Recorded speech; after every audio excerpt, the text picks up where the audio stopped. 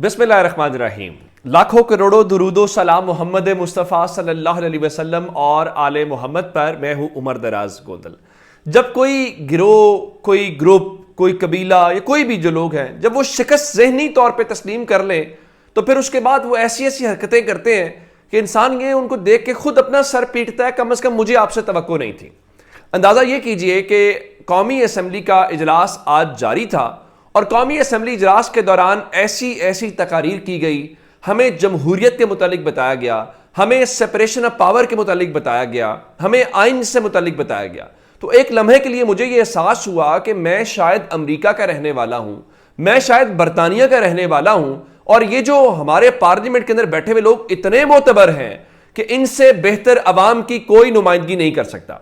लेकिन फिर मुझे एहसास हुआ कि अगर इन लोगों के सामने सिर्फ एक लफ्ज कह दिया जाए इलेक्शन तो इनकी बत्ती गुल हो जाती है। इनके सामने दूसरा नाम ले लिया जाए इमरान खान तो इनकी तमाम अखलाकियात, इनकी तमाम जमहूरियत, इनकी तमाम दस्तूर पसंदी यूं हवा की तरह आगे निकल जाती है। तो मालूम यह हुआ कि ये सारे बच्चे जमहूरे हैं जो हमें रोजाना की बुनियाद के ऊपर या पिछले 70-75 सालों से हमें जमहूरियत, दस्तूर, इंसानी हुकूक इस बुनियाद के ऊपर मंजन बेचते थे।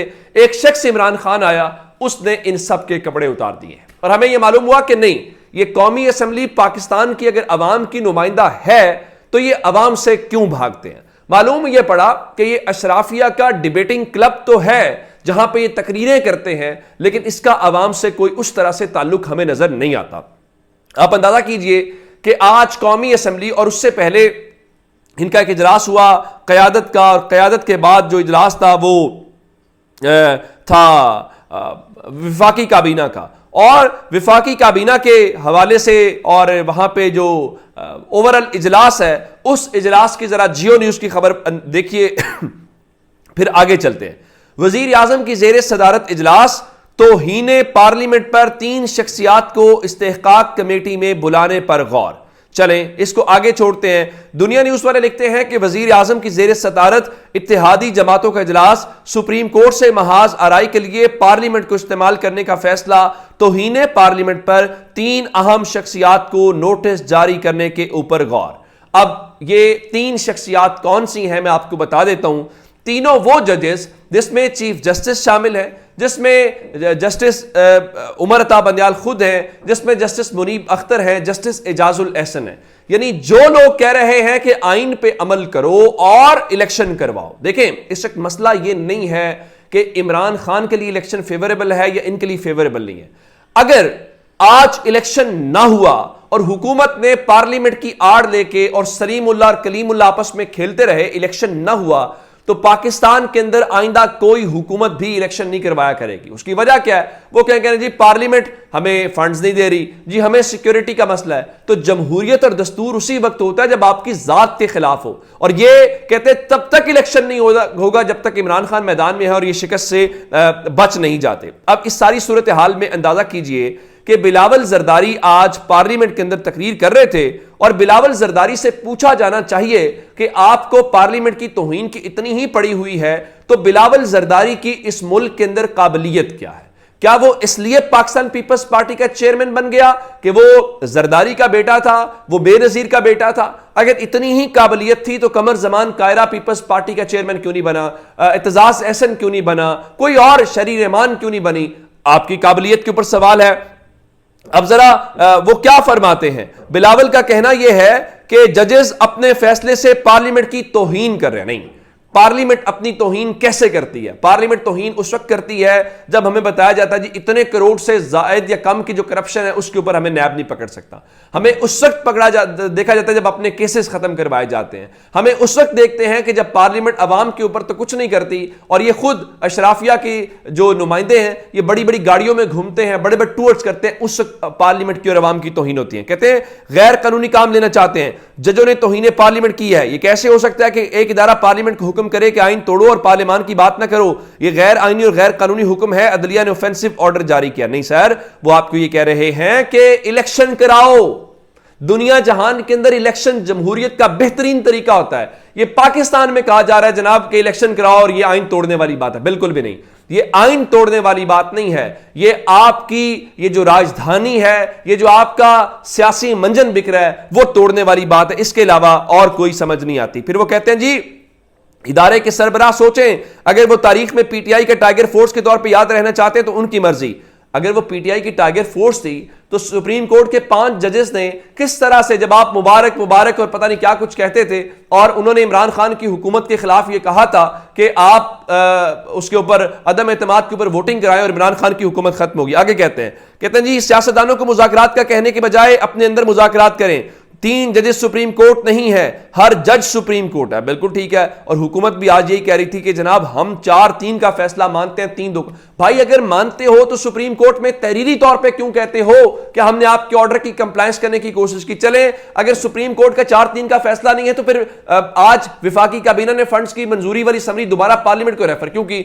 सिंपल सा कहो हम आपका फैसला नहीं मानते, वहां आपकी हवा निकल जाती है, यहां आप तकरीरें करते हैं। फिर यहां तक बात नहीं बनी, उसके बाद इन्होंने करारदादें मंजूर की, उससे भी बात नहीं बनी। इन्होंने बड़ा कुछ किया तो बिलावल एक और इस हवाले से तजवीज दी। बिलावल ने कहा जी हम ये चाहते हैं कि जजेस को आइन समझाने के लिए जो रजा रब्बानी है उनकी सरबराही में जो पार्टी की आइनी कमेटी है उसको सुप्रीम कोर्ट भेजा जाए। बिल्कुल ठीक है। वो रजा रब्बानी जिनसे ये पूछा जाता है कि इलेक्शन 90 रोज में होना चाहिए कि नहीं होना चाहिए, उनके पास कोई सवाल का जवाब नहीं है। देखें इन लोगों की बदकिस्मती ये है कि तकरीरें कर रहे हैं, कौम इनको देख के सुन के हंस रही है इनके ऊपर कि ये किस जमहूरियत की बात कर रहे हैं, उस जमहूरियत की जिसमें अवाम के पास जाया जाता है और अवाम के पास जाते हुए उनकी जान निकलती है। ये किस आइन की बात कर रहे हैं। और बिलावल कह रहे थे कौन है जो बैकडोर से इस मुल्क के अंदर 1 यूनिट लाया जा रहा है। 1 यूनिट क्या था? 1 यूनिट ये था कि आप मशरकी और मगरबी पाकिस्तान को बराबर कर दें। आप 1 यूनिट इस मुल्क को बना रहे हैं, 1 यूनिट नहीं है तो खैबर पख्तूनख्वा और पंजाब के लोगों को इलेक्शन का हक दो। भाई मेरे सूबे की या खैबर पख्तूनख्वा के सूबे की असेंबली टूटी हुई है, मेरा चीफ मिनिस्टर नहीं है, मैंने जिसको इलेक्ट किया था उसने कहा मैं दोबारा मेरे से रुजू करना चाहता हूं, आपने उसको रोक दिया, आपने उसको मेरे पास आने नहीं दे रहे, तो कैसे मान लिया जाए। आगे चलते हैं। फिर एक और फैसला हुआ। फिर और फैसला क्या हुआ कि वो मोहसिन दावड़ ने कहा जी पूरी पार्लियामेंट को इस्तेहकाक कमेटी डिक्लेयर करके जजेस को बुलाया जाए, उन 3 जजेस को। अब फिर उसके बाद एक और जो तजवीज सामने आई वो ये है कि जजेस को खत लिखा जाए। स्पीकर कौमी असम्बली जो है वो जो पार्लियामेंट के अरकान हैं उनके जो जज्बात हैं वो जजेस तक पहुंचाएं, जिसके ऊपर उन्होंने तजवीज ऐवान के सामने रखी, उन्होंने डेस्क बजाए, उनका जी बिल्कुल आप ये तजावीज लेके जाएं। यूं आप उन जजेस को, सुप्रीम कोर्ट के तमाम जजेस को खत लिखने का फैसला किया गया है। बिल्कुल आप खत लिखें, इसमें खत लिखने में कोई कबाहत नहीं है। लेकिन दूसरी जानिब जो सागदार हैं वो कहते हैं जी पंजाब इंतखाबात के लिए आइन में दर्ज तरीके के बगैर फंड जारी नहीं कर सकते। आइन में दर्ज तरीका यह है कि 90 रोज में इलेक्शन कराने हैं। आप कहते हैं जी 90 रोज गुजर चुके हैं, चूंकि आपकी बदनीयती की वजह से, डिलेइंग टैक्टिक की वजह से 90 रोज गुजरे, तो क्या अब इलेक्शन न करवाए जाए। और आप 3-90 क्या आप 90-100 दिन भी आप आगे ले जाएं तो पीडीएम जीत नहीं सकती। आप अवाम में जाएं जरा, आप लोगों का हाल देखें जरा, आप पिट चुके हैं, आप अवाम के खिलाफ खड़े हैं। इस वक्त जो पीडीएम तड़ियां लगा रही है ना, जिसमें आज वो कह रहे थे अदालती हुक्म अपनी जगह मगर आइन से इनहराफ करके फंड जारी नहीं कर सकते। भाई आप आइन के मामे लगते हैं, आइन की तशरीह करनी है पार्लियामेंट ने। आप कौन है? ये वो इसाकदार जो इश्तिहारी था, जो टीवी उसके ऊपर सरकारी जहाज के ऊपर बैठ के आया, जो जब तक हुकूमत इतने मुल्क से बाहर बैठा हुआ था, और इसका समधी नवाज शरीफ मुल्क से बाहर बैठा हुआ है, जिसके अपने भाई की हुकूमत है और ये हमें आइन के इस मुल्क के अंदर बताते हैं। देखिए अगर पार्लियामेंट आपने सुप्रीम कोर्ट खत्म कर दी तो ये तो फिर इस मुल्क के इशराफिया की वो एक चारागाह बन जाएगी। अब जरा उसके बाद वजीर दिफा ने एक और अपने पांव के ऊपर कुल्हाड़ी मारी। उन्होंने खुद माना, सुप्रीम कोर्ट ने कहा था कि आप आएंगे, आप बताएंगे कि आप कोई मुज़ाकरात कर रहे हैं, कोई बातचीत चल रही है। उनका नहीं जी अपोजिशन के साथ फिलहाल किसी किस्म की कोई बातचीत हमारी नहीं हो रही। भाई बातचीत नहीं हो रही, अगर आप भी बात नहीं कर रहे, सुप्रीम कोर्ट के कहने के ऊपर भी नहीं कर रहे, तो फिर आपने किया क्या है? ये आपकी नाकामी है, ये मुल्क ऐसे नहीं चल सकता। ये शहबाज शरीफ की ख्वाहिश के ऊपर, जरदारी की ख्वाहिश के ऊपर इस मुल्क ने नहीं चलना। ये मुल्क इनकी जागीर नहीं है, ये मुल्क पाकिस्तानियों का है और पाकिस्तानियों को फैसला करना है और वो इलेक्शन के जरिए फैसला हो सकता है। इंशाल्लाह सुप्रीम कोर्ट से बड़ी अच्छी तवक्को है। अल्लाह खैर करेगा। अपना बहुत सा ख्याल रखिएगा। खुदा हाफिज।